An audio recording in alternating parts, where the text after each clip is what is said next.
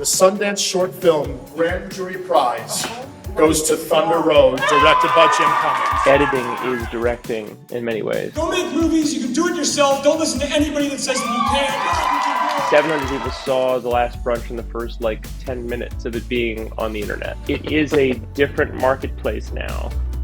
I've been someone who only talked about making movies for years, and I never did anything about this.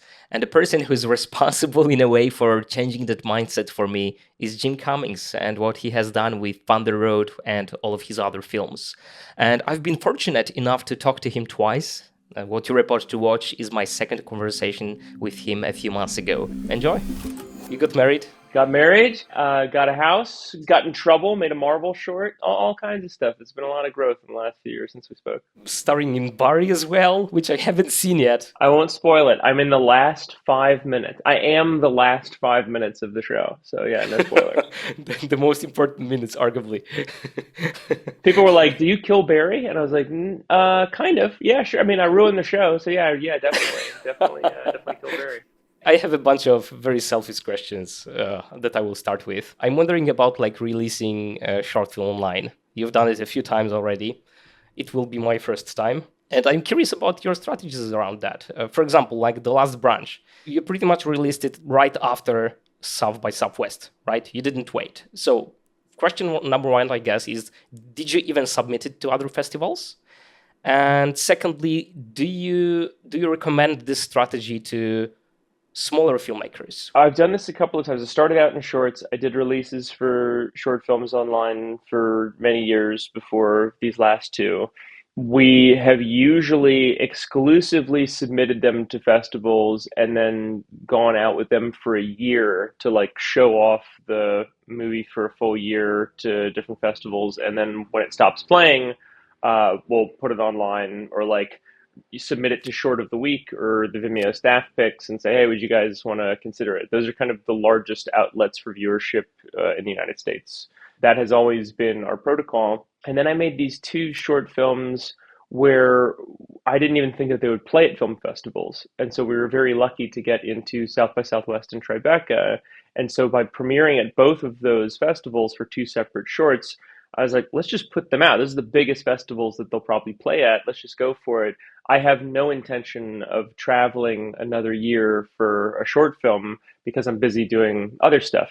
Would that I could, but at this point of my career, I kind of have to, if I take a year off traveling with a short, nobody at the company works. It's just, I have to drive the ship.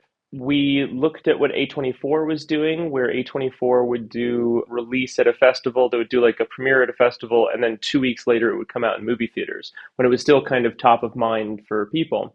And so I was like, all right, well, why don't we just try that with shorts? So I've been doing that lately, where we'll submit and get rejected from all of the big film festivals. And then when one of them says, yes, this will be the world premiere, basically after the world premiere, I'm like, let's just get it out to the people as quickly as possible. Looking at something like The Last Brunch, our short that was at South by Southwest, the movie theater was about 300 people, 400 people, something like that. And throughout its screenings at the festival, probably 600, 700 people saw the short in the program. And 700 people saw The Last Brunch in the first 10 minutes of it being on the internet. Yeah. So it is a different marketplace now. And then with the Marvel short, so we put out the Brunch short and there's hardcore pornography in it. It's a very funny short film, but it's unavoidable. It's difficult to have it on the internet, unless it's on a porn website or something. And so we put it onto Vimeo and YouTube. And Vimeo restricts it because it has, nudity in it. And because of that, you're not able to watch the film unless you have a Vimeo account. So that was throttling the viewership of the short film. So as of now, on Vimeo, it only has about 23,000 views, despite the fact that it is a staff-picked film. So then I was thinking, well, the Marvel short has a sex scene in it. If we end up putting it onto Vimeo, it might get throttled that way. I'm just going to put it on Twitter. I'm going to see what we can do on social media. And so I posted it on Twitter, and it's gotten more than 400,000 views just on my Twitter account. And then I put it on YouTube and Vimeo slightly after. and that viewership has been good too. I mean, YouTube is great if you can figure it out. I haven't really cracked the code on YouTube, but like I knew that this short film was going to do well on social media because that was where we saw the majority of the conversation about Marvel and Disney and Martin Scorsese. So I was like, all right, let's just put it on Twitter. Who cares? Like maybe people will like it, maybe people will hate it, but at least people will see it. Okay, so that's the reason why you didn't do another Vimeo staff pick. I mean, really, we submitted the Marvel short to like every conventional platform that we would have put it out with and dreamed to put it out with, and everybody was like, no thanks on this one. Thank you very much. We can't. Too much. It's too much. And also it's a difficult thing. I say Taiwan is a country in the film. There were two really great queer actors who felt uncomfortable saying it. So I felt the need to act in it because they didn't want to say Taiwan is a country, or that Disney can't say that Taiwan is a country because of China. There's a lot of stuff in it that is third rail comedy. So I understood anytime somebody's like, yeah, no, I can't take that risk. You know, it's fucking Charlie Hebdo. It's like, anytime you're doing something that's third rail comedy, some people back out who you love, and that's normal. I literally don't blame anybody. But because of that, it was kind of the necessity to put it on to Twitter and social media, just because it was the only way that we could get people to see it. Okay, fair enough. When it comes to Vimeo staff picks, like, do you have any like secret sauce, any advice for applying to it? So I have known the Vimeo staff for 11 years now or something like that. When I was a producer, we would make these hand-drawn animations, and they were huge champions of ours. So Danny Madden, my good buddy, made a short film called Notes on Biology. It was the first thing of like anybody of our friends that had ever gotten staff picked. The staff reached out. They were like, hey, if you're ever in New York, come and visit the office. So we like got to go into the IAC building and have like a Polaroid in the Vimeo offices. Sure, it's a humiliating picture. I probably look like a child in that photograph. But I've known them for a long time. And so now when we're planning on releasing something on Vimeo, I'll say, hey, and I'll just email them. But then they're also on Instagram and Twitter. So you can just like hit them up and say, hey, I have something that I would love for you to consider. And then I think there's a functionality through Film Freeway at the very least to submit to Short of the Week, where you can submit to it like it's a festival. But really, viewership-wise, I've seen a decline on Vimeo staff picks since the beginning of the pandemic for some reason, whereas like getting staff picked would usually ensure, 500,000 people would see it or something. And now it's like, 23,000 or something like that. I'm not sure why. YouTube Shorts and TikTok? Yeah, I think it's TikTok. I think it actually is TikTok. I think so. But really, honestly, like we were doing a short film called Parent Teacher that we released. It didn't get staff picked. It was on the internet for several months. And my producer, Ben Wiesner, found a Facebook group called Bored Teachers that had 1 million followers. And he messaged the group being like, hey, I think you guys might like this short film. And they post it like once a month. And it's like the teachers love that short film. And because of that, it has gotten us thousands and thousands of people reaching out and watching it. So it wasn't a conventional release strategy or like one of these big outlets saying, hey, this is a good short. It was my producer hitting up some blog on Facebook. And that was the reason that short kind of blew up. What do you do to make sure that the release date for online premiere is talked about? We always try to release on a Monday because that is the beginning of a weekly news cycle. So like it's possible that somebody doesn't see the film for a few days that is with an entertainment outlet, but then they can still talk about it that week and you're not cut off by the weekend. So we usually release our short films on like a Monday or Tuesday, and that has been helpful. I mean, also there's like websites. There's a website that will tell you when the best time to post on Reddit is in different subreddits. That's helpful. We just kind of like triangulated when would be best to release something that's a video or like something that would be like an article or something like that. And we usually just go off of that calendar of when is a good time to put something out. But Monday and earlier in the week is usually when we do it. Okay, you also released a few BTS videos, right? Yeah. What's your approach right now? Like with the BTS video, what's the strategy that worked best for you when it comes to that kind of video? And are there any adjustments you would make to it? Not really. I mean, like with BTS, we try to keep it as like secret as possible until the thing comes out. Like I'll never share something unless I know it's coming out very soon. Yeah, we did the like beta test BTS thing that it was a lot of fun that we did because I had never seen somebody do something like that for filmmakers. It was always like, aren't we cool doing this thing? Instead of being like, here is a field guide as to how you could do it yourself. So we definitely wanted to do that. But really, like, I see too often people making films just so they can have a picture of themselves directing a movie. And I see that I'm allergic to that a bit. So I Yeah. try not to have I try not to have any of that stuff out there. Like I don't think there's like so many times I've heard bad advice of people being like, "Oh, you're making a short film. It has to have an Instagram account. Like people have to follow the Instagram account." Like Thunder Road doesn't have an Instagram account. Thunder Road's like a really big short film, and like we didn't do that. It's like it didn't matter. And actually, that kind of separated people from following me. I was like, if I was the writer, director, and actor of that thing, so it was like actually would have prevented a lifetime audience. It would have been people that would have been on this other weird account and have to post to all of them. I don't think that that's a good idea. And I also don't think outside of friends and family that anybody really cares that you're making a short film until it's really good. And as you said, it's a lifetime audience. I'm one of those people. Like, who knows if I would end up on just landing on some IG account when I watched Thunder Road short film for the first time that would be run by a producer or someone else, not by you. Who knows? Yep. Maybe, I would never find out more about you, right? I wanted to ask you about licensing the explicit content for The Last Branch. Like, how did you do it? How did you license that stuff? We got onto Pornhub and looked up different porn stars that had the same kind of skin tone and maybe facial structure as Dustin, the actor, because it's supposed to be his sister in the film. So we were like, it was in the office. We were actually just like me and my producer and Dustin. The attention to detail. Yeah. But we were like at work, and I was like, yeah, let's get on to Pornhub and like start looking through like amateur couples. And it wasn't very long. We found Haley Rose and Max Fills pretty quickly. And since they've become pretty famous, so like I guess they must have been at least close to the front page of Pornhub, so they were kind of at least notable. But I found them on Instagram and DM'd Haley, and I was like, "Hey, I'm doing this thing.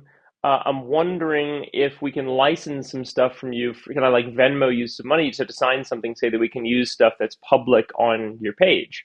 And she was like, "Yeah, sure, that's fine. Here's my Venmo, and like I'll sign the thing." So she signed it, and so we had a couple of pictures and some video, and then we comped it onto the phone when she's using it. And then it was only after the short came out that she was like, "Wait a second, I know you. I know your films. Like this is crazy." And her producer and like manager reached out to be like, "This is the coolest thing that has ever happened to any of my clients. That like our film is at South by Southwest." And they love the film. They are like the biggest fucking fans of the film. I think they live in Santa Monica. I got to hang out with them at some point. But we might be bringing her back in to act in our show. We're trying to do a show right now, and we need a porn star. And I was like, well, I know Haley. She's fucking great. Like, she's already been in our stuff. Let's like get her to do it. So yeah, it was weird to be in the office with your coworkers looking at hardcore pornography. But at a certain point with comedy, you're just doing it, and it's like, we just got to do it. We got to find something. Let's just do it. We got to find somebody to do it. And that was Haley, and she was great. Okay, but she realized that she knows you after seeing the short.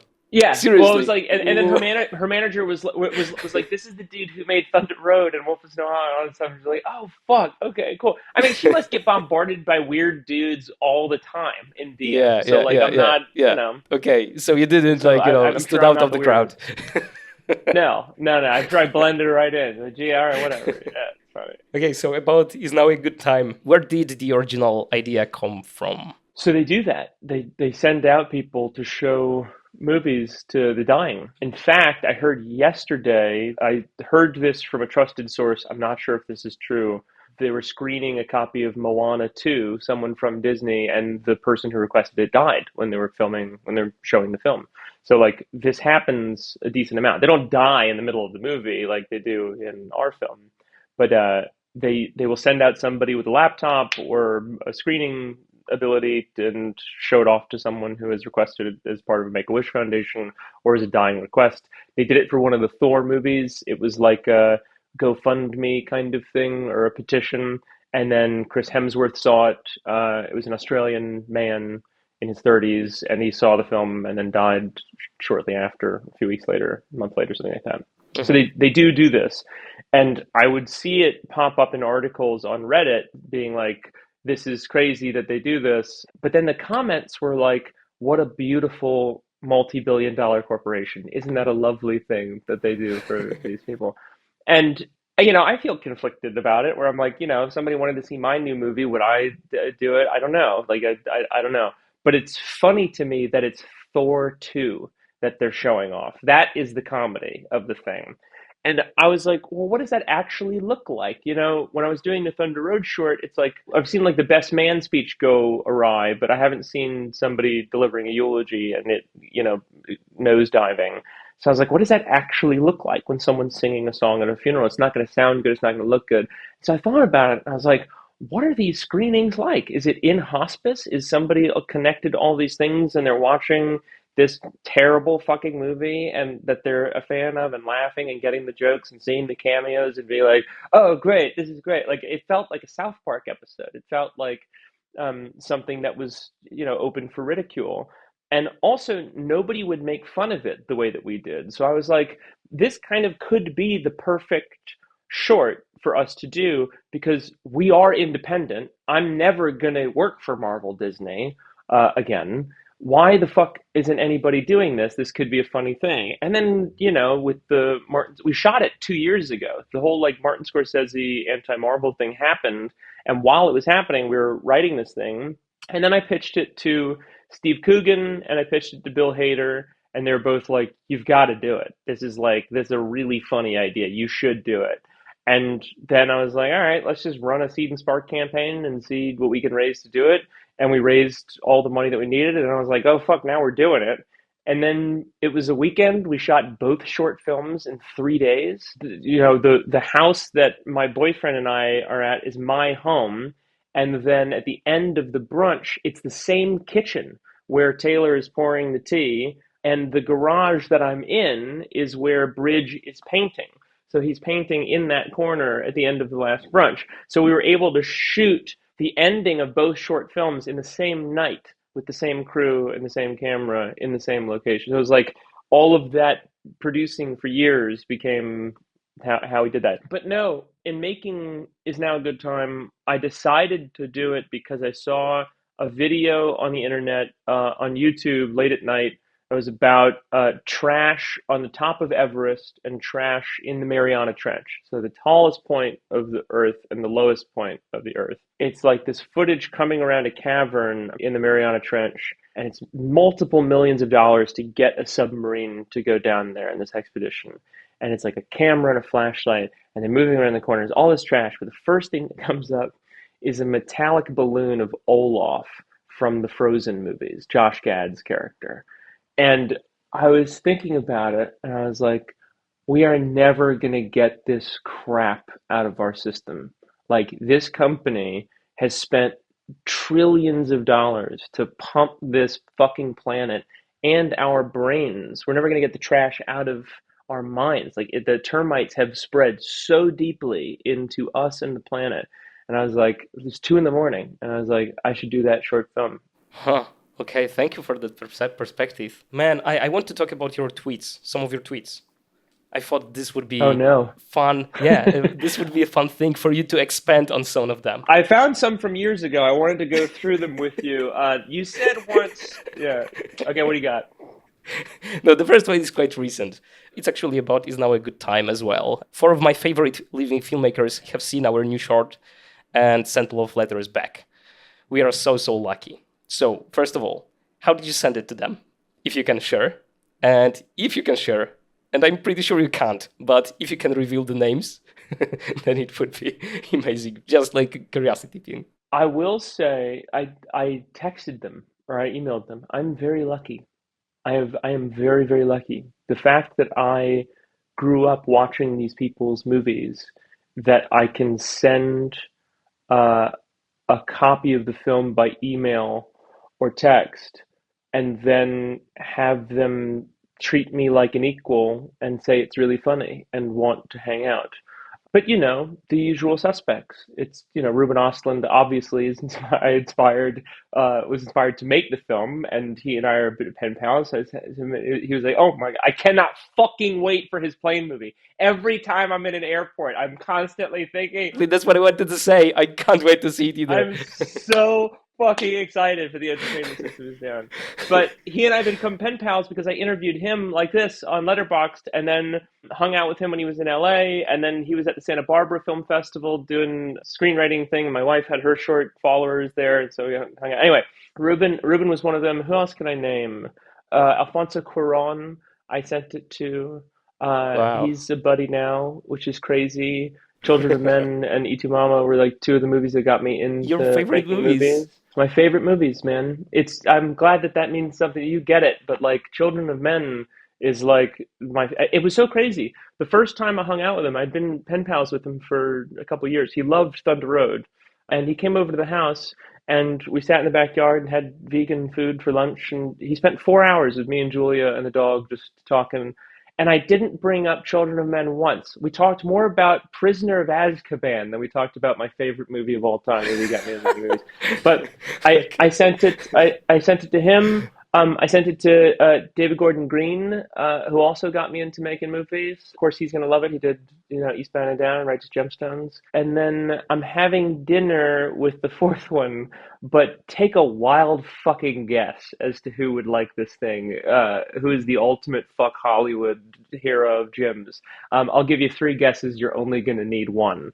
But I haven't actively. I only heard that he said it was amazing and that he laughed the whole time. But I'm having dinner with him on the fourth, so I'll let you know. I'll let you know what he actually thought of it. Okay. Should I guess? Or should I guess later? Yeah, I'm sure you know who it is. I'll say that I didn't DM him. I didn't hit him up through any social network. Fucking Quentin? You didn't get it after I said the social network? Oh, okay. Okay. Okay, yeah. Fair enough. David. Okay. I thought I was a little bit more obvious than subtle. I'm glad that you got it finally. I'm just Jesus Christ. sometimes I'm a slow thinker sometimes. So.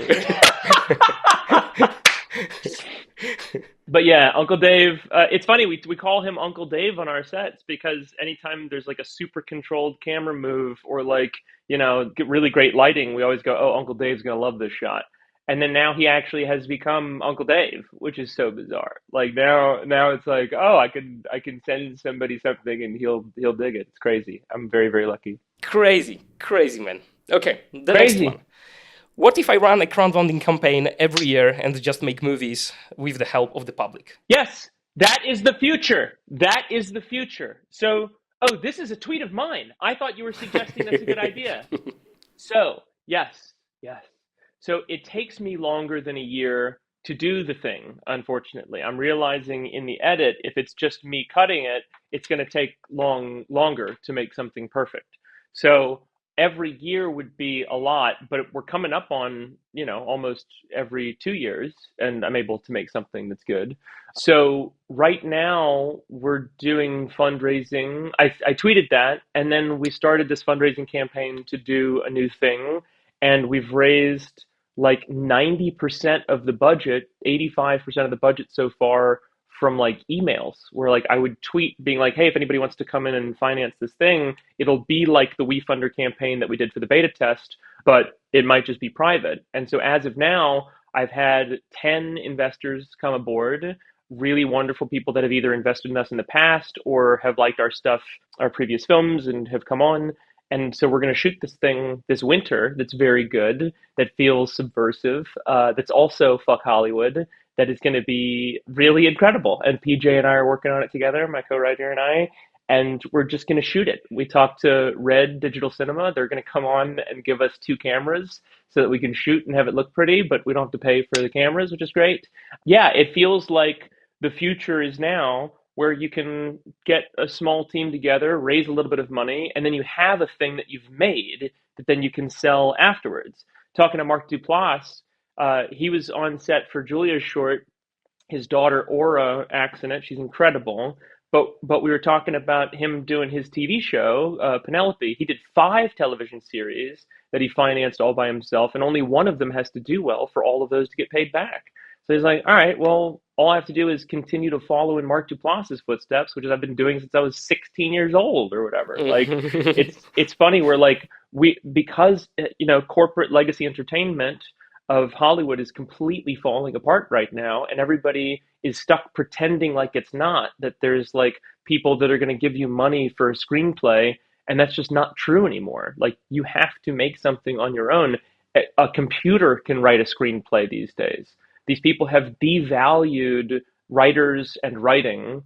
Like, that, those days I worry are over. You need to be able to make something on your own, even if it's small. You will stand out. So yeah, I think that's a great idea. Crowdfunding something once a year, once every 2 years, and making it, I think, is definitely our business model. Because then I get to say, I don't have to take any meetings. I don't have to go and talk to you fucking people and get bad notes. I'm going to make something that audiences are going to like, and then if you want to be part of this thing, you got to pay for it, and then you can have it. But I'm going to have final cut, and it's going to be good. So, like, I don't know. That's kind of our business model moving forward, is just using the internet, a real social network instead of a Hollywood social network, to bring in people to then make something. Uncle Dave approves. You've got this tweet with the graphic of of one person standing in front of like a huge crowd, and he says, "Yes, you all are wrong." And your tweet says, "What film do you defend like this?" So, what's the one for you? The Beach, the Danny Boyle, Leonardo DiCaprio film, The Beach. It has a 21% on Rotten Tomatoes. It was panned when it came out. People hated it. It's fucking great. Danny Boyle doing weird shit. There's a movie that he was trying to do with Alex Garland for years with Ewan McGregor, and then Leonardo DiCaprio became the biggest movie star ever and said, yeah, I want to do The Beach with you guys. Ewan McGregor and he split up for many years because he wasn't cast in that part. They've been working on it for years together, and then he was like, hey, the big handsome movie star wants to do this thing where he's not a pretty boy anymore. Not to say that Jack is a pretty boy in Titanic, but they did the Beach gets graphic. Fucking Tilda Swinton. It is a dope fucking movie about male toxic masculinity and like commune culture and this oasis and marijuana. And it was like, I saw it the first time I was probably like 14, and I was like, this is such a fucking beautiful, like, summertime romance, jumping in the ocean, skinny dipping, great music. And then it's like becomes this ugly, wild thing of why utopia can't exist. And it's profound. I love that movie so much. And then people hated it because it wasn't Titanic, because it wasn't as big and cool as Titanic. People were like, fuck this movie. And it has a 21% on Rotten Tomatoes. It's unacceptable. Rough. Imagine working on something for years, and then you get the biggest movie star, and you do something that is 10 years before its time. Alex Garland became this like incredible writer about humanity and ugliness, and then people fucking hated it because it's not Titanic. It's the worst thing to happen to that man. I mean, he's fine now. He's an Oscar winner, but I love that movie. Copy that. Now there is like a one sentence that is like a common thread between multiple tweets on your account. The sentence is, "The cavalry isn't coming." So can you expand on that? Yeah, so that's me stealing a line from Mark Duplass's keynote speech at South by Southwest. It's a very famous line of his where he's talking about making independent film like it is horseback warfare. There's this idea that the cavalry is going to come on horses and come and protect you, and you'll be fine and you'll be able to win this battle. And to hear the phrase "the cavalry isn't coming" means you are on your own here. Yep. Like there is no cavalry. The cavalry is fucking imaginary. And so often, even in my life, I wake up, this is terrible, I'm going off on a tangent here, but I have spent the last 5 years of my life still doing the thing, imagining that the cavalry is going to come, having made 3 big films With your horror feature film? with everything. We pitched my comedy journalism film that we had big stars attached to. Simon Pegg and Paul Walter Hauser, good buddies, good supporters. They wanted to do this journalism thing. Tried to pitch it. Everybody got kicked in the dick every single time we tried to do this thing. Nobody wanted to buy it at the time. It's a fucking masterpiece. It is a comedy masterpiece, like Sideways. It's very, very good. Dustin Hahn and PJ McCabe co-wrote that one. It's wonderful. We went out trying to adapt a book with a big company. Nobody bought that. We pitched our Exorcist thriller that's beautiful that I would really love to do. It's in the same vein as Thunder Road, but it's an Exorcist film. Nobody wanted to do that so far. All of this is still so far, but literally, like, every possible chance to get something going has fallen apart. So now I'm going back to the internet and doing something big on our own. So, like, that idea that the cavalry isn't coming, even I forget. Like, and I'm a guy who says it all the time. It's so seductive.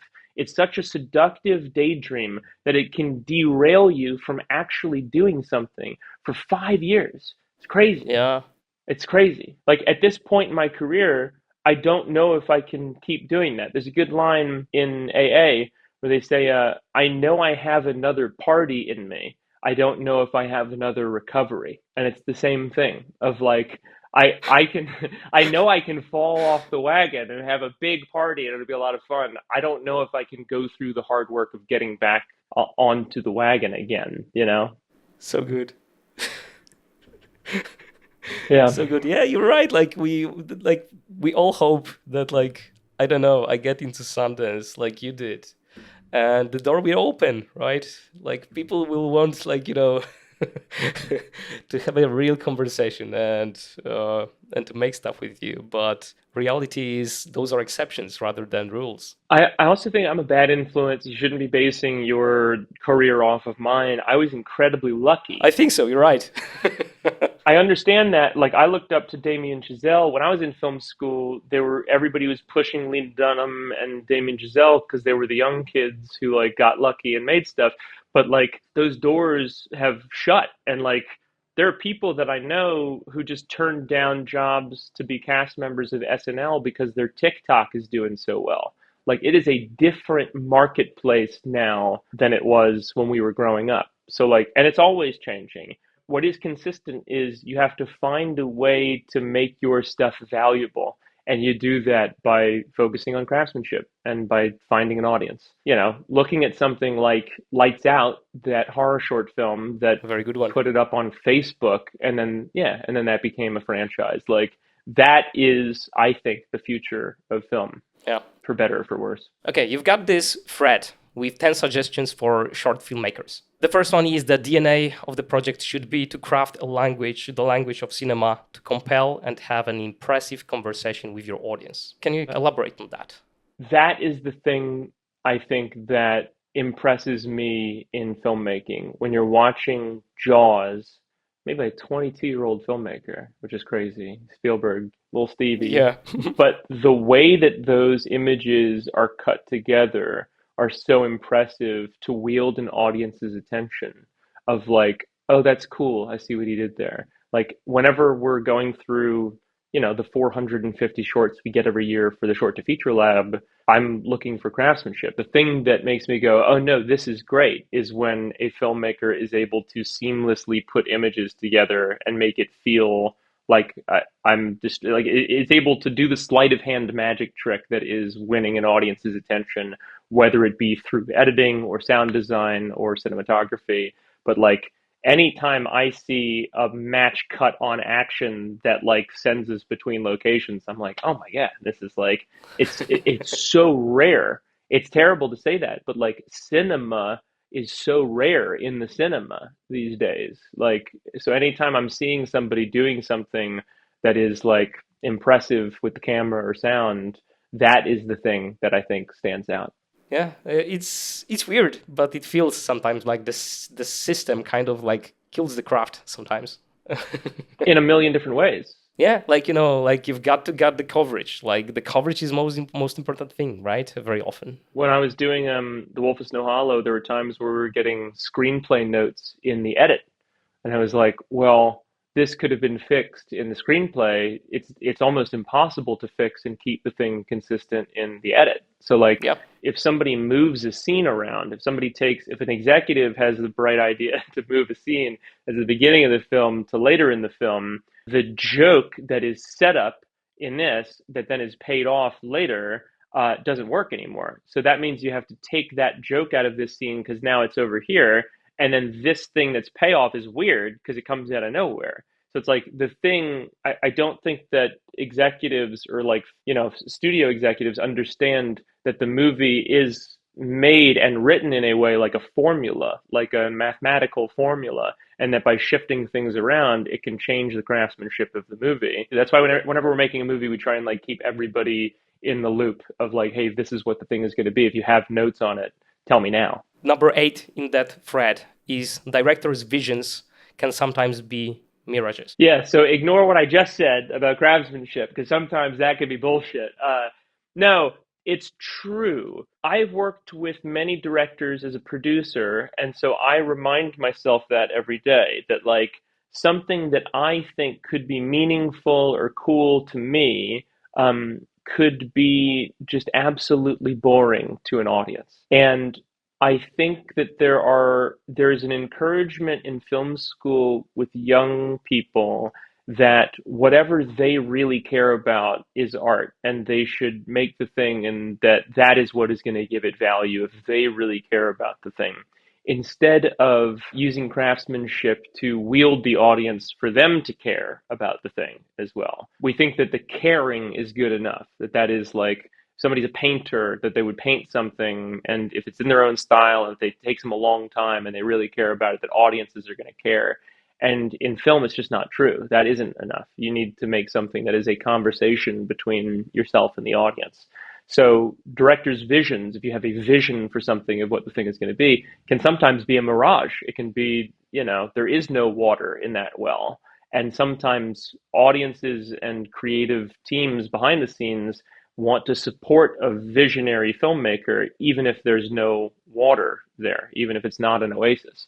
And that can sometimes be derailing. Even for me, there's been plenty of times I think, I think something is going to be good, and then it's a blind alley and it doesn't work. And I've dragged everybody up the hill to get the shot and it looks stupid. And I'm like, all right, well, forget it. We'll cut it. Everybody was right. Forget about it. That's normal.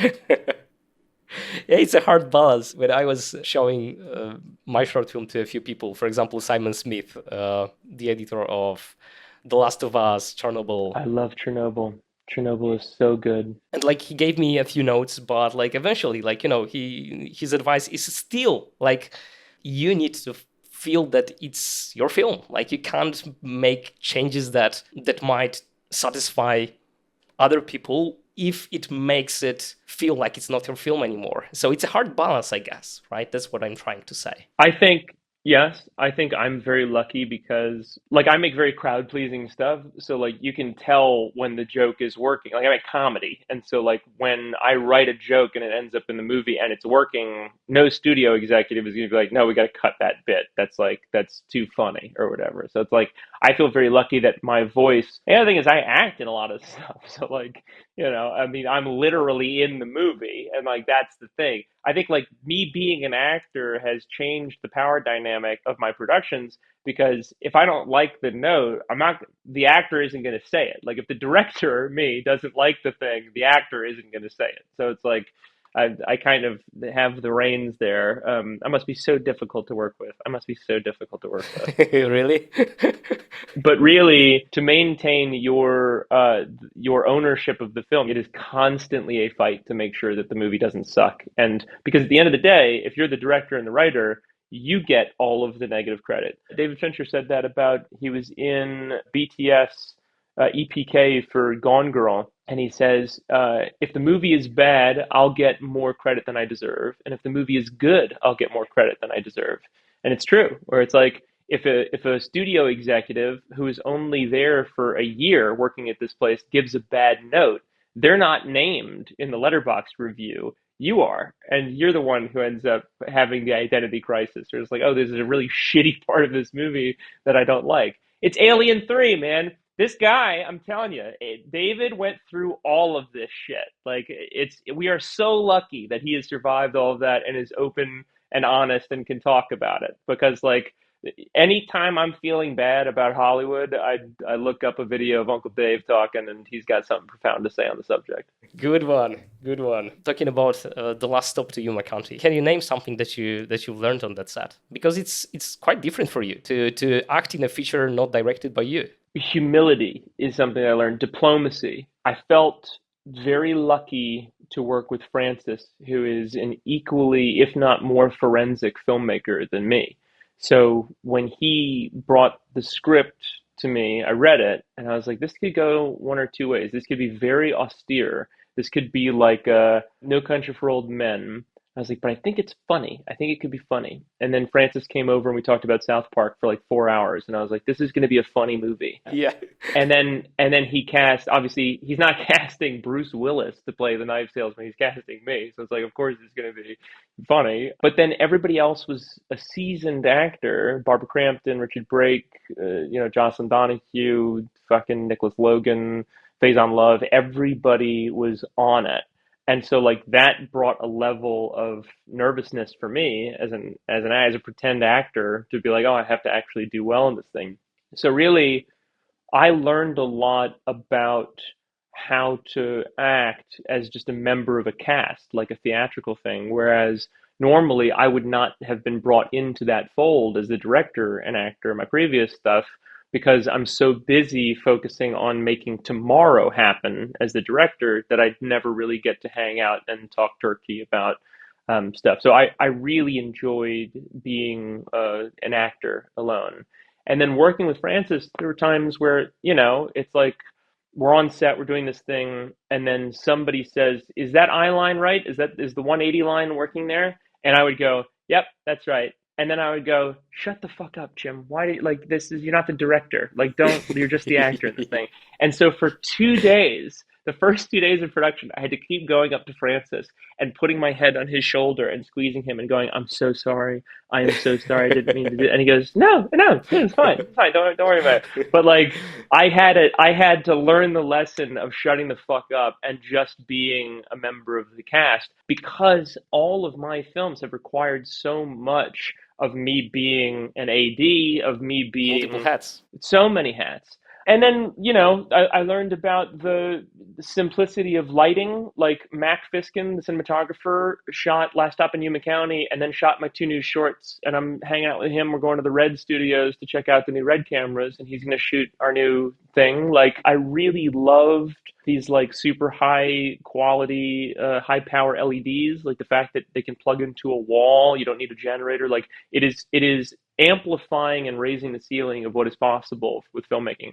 Last Stop in Yuma County looks like it's a big movie. It was a small movie, man. It was made with duct tape and friends and family, and you would never know watching it because of the craftsmanship. Mm-hmm. Yeah, I can believe that.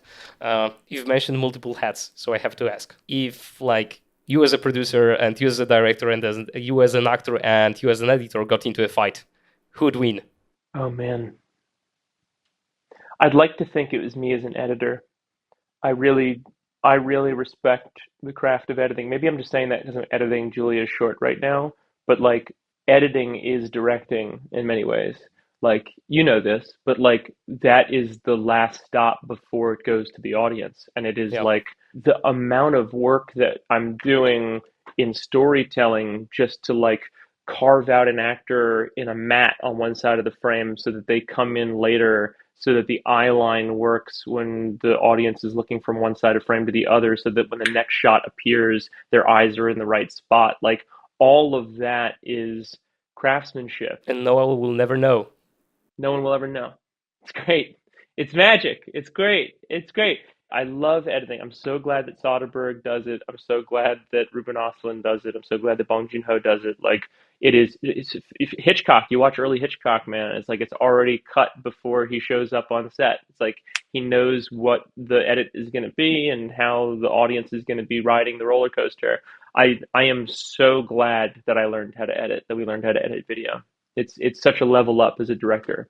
Walter Murch is actually writing a new book. I'm not sure if you. Oh wow, I didn't know that. It's gonna be about a little bit broader than in the blink of an eye. Blink of an eye is more like, essays, stuff like that. This one will be like much broader and about filmmaking in general, like sound design, a lot of things, even casting, I think, acting, a lot of things that he and on his perspective, and his mind is works differently. So I always love to hear his perspective.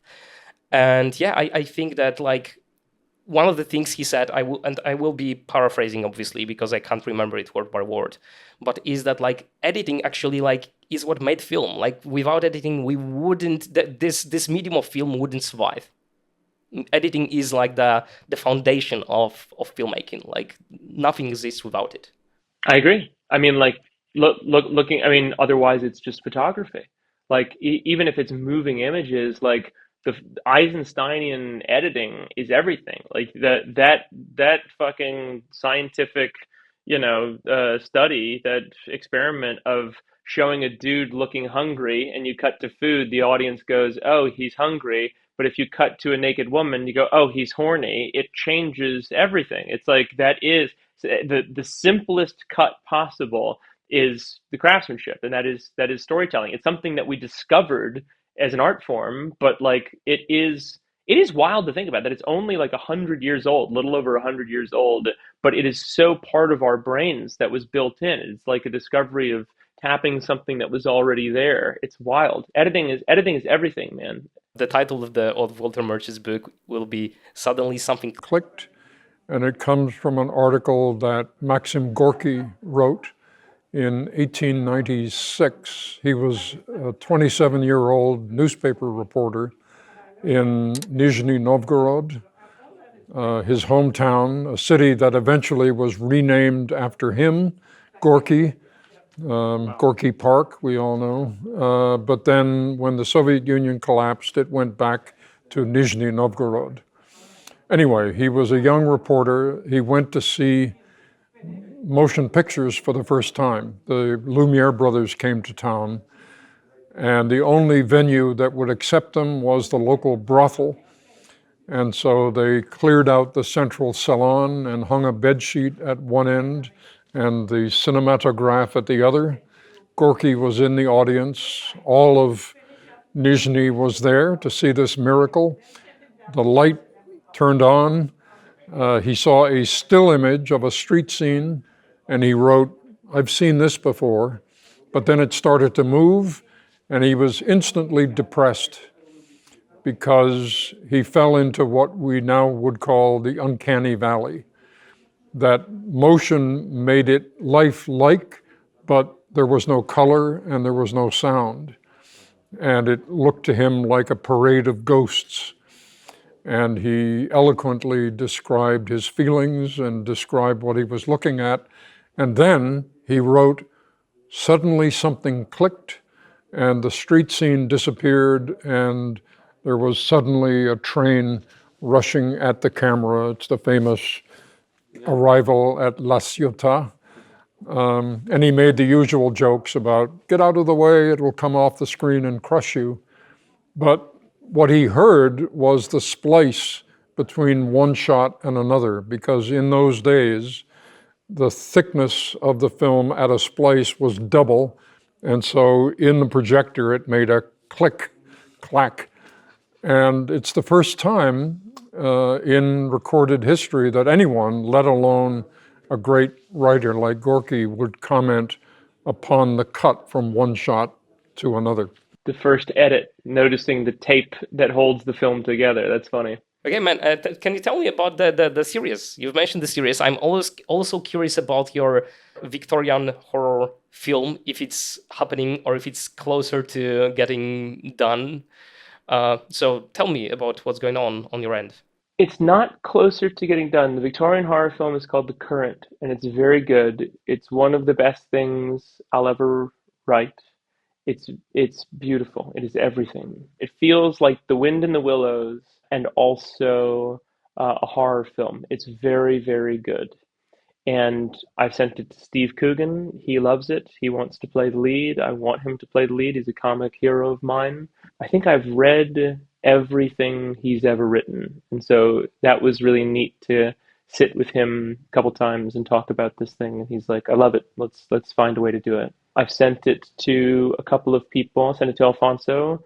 I would love for him to, possibly come on to help out his production company. I had a meeting with them the other day. I love them. I think they'd be a good fit. But right now, I'm so busy doing the stuff that I can do on my own. And the technology is only getting better where, I saw something yesterday that there's a one-click plugin to go from Blender to Unreal Engine, which has been like a huge problem for many filmmakers in the past. But, with a software update, we could make something in Blender and then throw it into Unreal Engine and shoot portions of the film on a volume stage. So like, it's only going to be easier 5 years from now for us to be able to make something that would normally be a $20 million Victorian film for not much. So that's cooking, but is not ready to serve yet. And then with the series, we're doing a 5-episode series that we might also cut together as a feature film that's very good, that is about a screener leaking from a talent agency.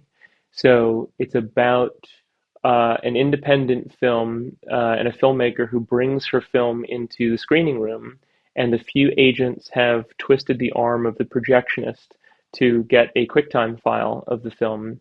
And then through a series of unfortunate events and negligence, it leaks to the internet. And there's a forensic watermark on one frame that the editor put on that says it was in this screening room during this screening. And so then they have a lawsuit that they can, and so she sues, and then they have to prosecute it as an organized crime syndicate because everybody knew that this thing was happening. And so the case gets prosecuted like an organized crime. It's very funny and very serious and very cool. And so we're shooting it this winter. We've done years of research like we always do. It'll be good, and I'll act in it and bring some friends in to play the other parts, and it's all going to be financed through friends and the internet. Man, sounds so good. It's fun. It's another one of those things where people be like, I cannot believe they did that. But I think in the same way, that's our job. Our job as independent filmmakers is to make stuff that Hollywood can't. It's the only way we're able to stay afloat, and it's going to be very good. I'm like very, very excited about it. It's going to feel like Shattered Glass, the movie, or like The Social Network or Zodiac. It's going to be this kind of investigative True Detective season 1 as a comedy. And it's going to be really slick. I think it's going to be really cool. I mean, like, I know I wrote it and I'm directing it, but like, I think it's actually going to be something that changes the landscape of Hollywood. I don't think that they're going to be able to continue to do it after our thing is done. Amazing, man. I have to ask, is this like Dragon Ball t-shirt that you wear? Oh, yeah. Yeah, Dragon Ball Z. There you go. And then I also got, this is like an indigo, this is like an indigo kendo gi that I got for like Japanese sword fighting. And then I got matching pants made as well. I don't know if you can see these, but I'm like, it's so ridiculous. I'm in my like Toshiro Mifune stage of life. This is my final form. Final form, being comfortable. Final wow, form, being that's comfortable. not even close to your final form, Jim. Yeah, I'm gonna be Orson Welles by my final form. I'm gonna be fucking eating myself to death. Yeah. Okay, final 2. The first one. What 3 films you could watch over and over again? 3. I really like Jaws. I think Jaws is a good one just because it's like Norman Rockwell's America and caricature, and then it becomes Treasure Island. The like sense of adventure and threat. I love that movie. That's a really good one. I can watch that one over and over again. Man, that's tough. Zodiac I can watch over and over and over again. Zodiac is a real living masterpiece. It's another one that I could watch over and over again. The Beach. The Beach is really good. I hate to say it. Y tu amo también. I'm looking at the poster right now. It's great, and it's like, but it's like The Beach is such Yeah, like an adventure movie. I think before I die, I'd like to do like a summertime kind of adventure movie. Because I don't know, it speaks to this kind of spirit of maybe it's just boys, but like the spirit of like wanting to go out and kiss a girl on a pretty island and swimming. Like I don't know. I think that is a movie that I saw when I was young. I was in that age, so I was susceptible. So I feel like those three are pretty good. Which is funny, they're not in my top four on Letterboxd. You know, Seven Samurai is fucking great. Triangle of Sadness is great. But like when it comes to movies I could watch over and over again, they should be fun. So yeah, I think those three. Yeah, I get that. I feel that those are different. Yeah, different category in a way. Okay, and one tweet, the last tweet that I want to mention, you tweeted in July, I'm trying to make more educational videos for my channels. Is that happening? Are you doing that? Yeah, I'm at least writing a series called Jim Cummings Breaks Down, where it would be me breaking down different stuff like writing or optics or editing or something. I'm realizing that because of the pandemic, the education that I got in school of like looking over someone's shoulder as to like how to, do a shortcut in Premiere or to edit something, kids didn't get because Mhm. we weren't allowed to be next to each other. So there's a whole generation of young people that do not have that kind of near peer educational stuff. So I was like, I should do something. I'm writing something right now about writing, about what is good writing, and it's also very funny. Like it would basically culminate in like every episode would be me having a breakdown about something. So like it wouldn't necessarily be just educational. It would be a way for me to be like, and this is why this is broken and it's fucking stupid. And like, so I think it'll be educational. I think the goal would be to make something that is like equally very educational and then also like a non sequitur insane bullshit so that people could get an education while watching, like John Oliver or something like that, where it's like a comedy about a very serious subject where you can learn something, but then also have it be funny or impressive. That's the goal. Thank you, Jim. Is there anything else that you would like to add? No, thanks, dude. It's always a gift and a pleasure talking to you, man.